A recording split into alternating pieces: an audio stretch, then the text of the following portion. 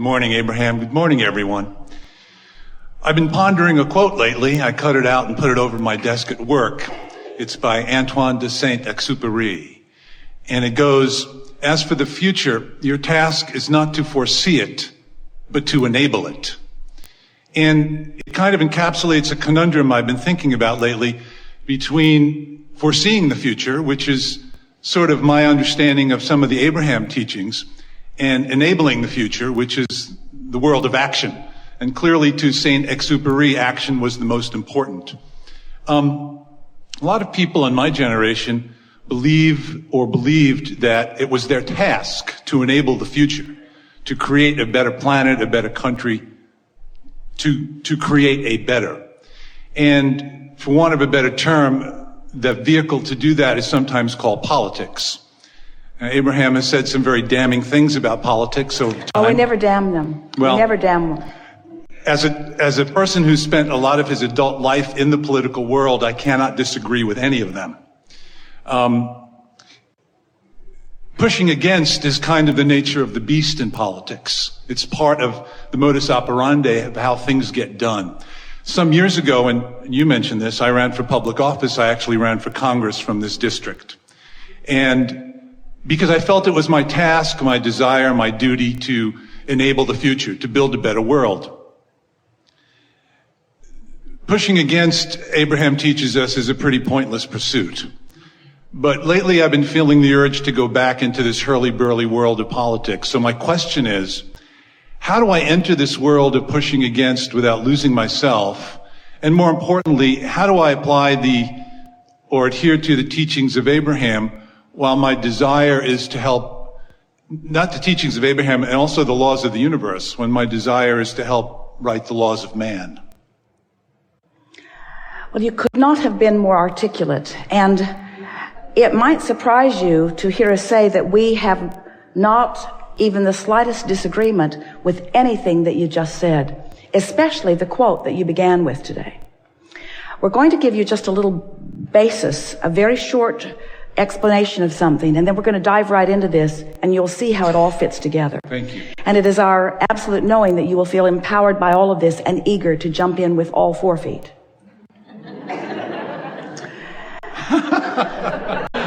I'm sorry, I just had this image of getting down on my hands and knees and crawling around in the muck.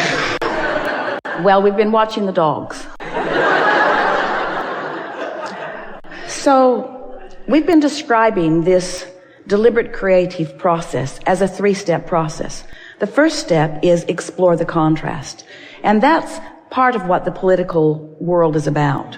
Exploring contrast is all part of the conversation. It's all part of the discussion. It's part of the solution. Because, first of all, you can't find a solution unless you have identified what your question or problem is. And there is certainly no expansion without knowing what you would like that is beyond what you have. So, step 1 is a very important part of the process. Humans get stuck in step 1 a lot. The second part of the 3-step process is the answer comes. In other words, when you ask, the answer comes. Well, that's the universe's response. That's source response. That's not man's role. But the third step in this 3-step process is you must, as the asker of the question, you must find a way to become the allower of the answer or the allower of the solution. And we think that this famous philosopher who is offering this quote that you so eloquently described here may very well be talking about that as the enabling. Because if you don't find vibrational alignment with what you want, you are not enabling. We are talking about realizing it. You must enable yourself to be the receiver or the allower of what life has caused you to know that you want, you see. So, certainly, in politics, there is a lot of pushing against. But can you imagine being in any sort of discussion with any sort of reasonable people? And we're not excluding Congress from that. Really, we are not. They are well-meaning. They are well-educated. They've had a lot of experience.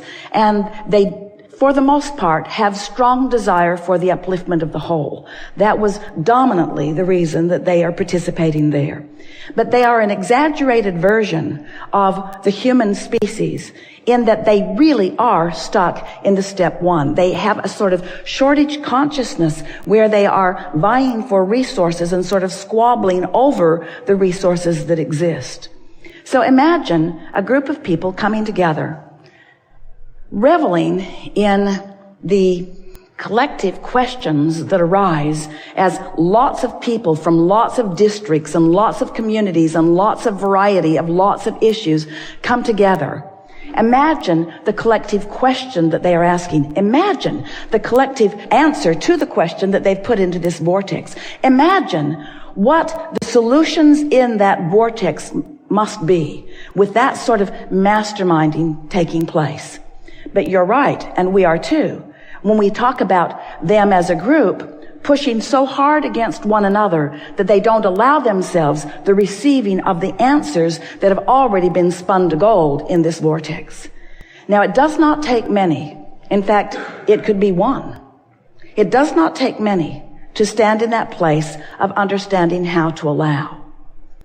You cannot be one who is pushing against and be in the state of allowing at the same time. So understanding the process and applauding all of them for the positions that they stand in. There is nothing about politics that is outside these teachings. There is nothing about that quote that is outside of it either. And recently, because we have been feeling this question burgeoning within so many, we've begun describing how it happens that things do manifest, that things do come from this vibrational reality that is completely disrespected is too strong of a word by our human friends, but you're not all that excited about the vibrational reality. You want the money where you can spend it, and you want your lovers in your bed. In other words, you want what you want. You want it in tangible form. So we've been describing that the vortex is spinning, and it's a vibrational version, and that unless you stop doing that thing you're doing, we describe the cork being held under the water. You let go of the cork, it'll bob right back to the surface, to the high energy.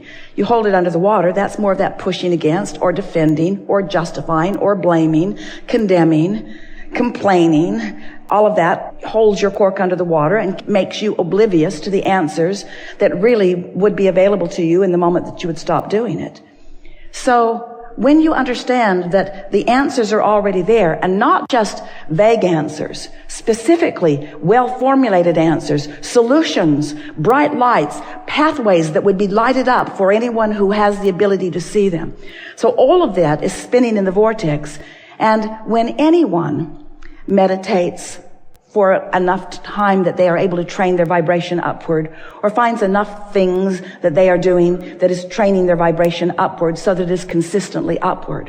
When you have a consistent vibration that is up there with the vibration of the source within you and with the vortex, the vibration of the vortex, the content of the vortex just flows easily into your point of attraction. And that point of attraction is what we have been calling the grid. Now, very often, when that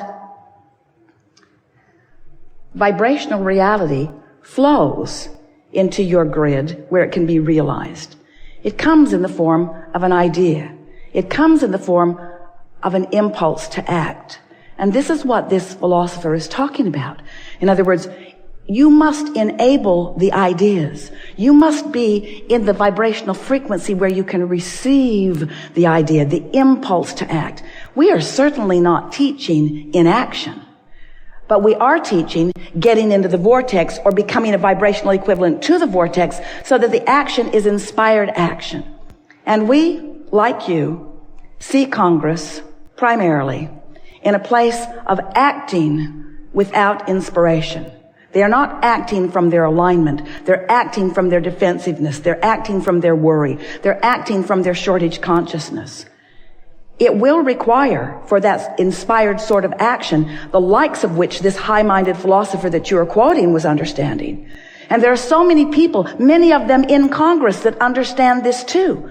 But there's something about getting together with a group of others who are scrambling for resources, who are so shortage-oriented. It's not easy to maintain your stability in an environment like that. When there's a sort of scrambling around, fighting over the spoils, it's not easy to stay in that high-minded place. And that's what we mean when we say you got to get out ahead of it vibrationally. You've got to accept them as they are, not condemn them as they are, not push against them as they are, but understand them as they are.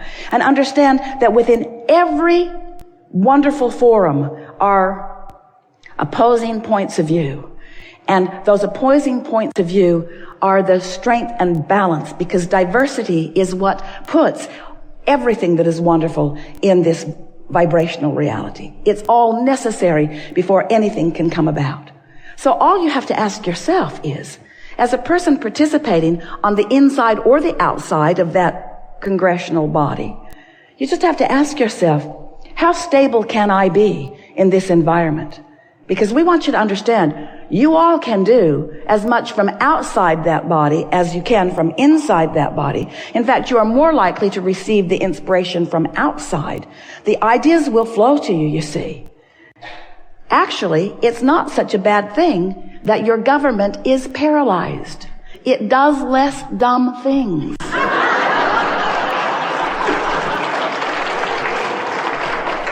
Because they are not the point of your attraction. You are the point of your attraction, you see. But you cannot allow wonderful things to flow to you if you are pushing against them or anyone, you see. I just imagine the subversion of an Abrahamster in the halls of Congress and the wonderful damage that can be done with an enlightened point of view.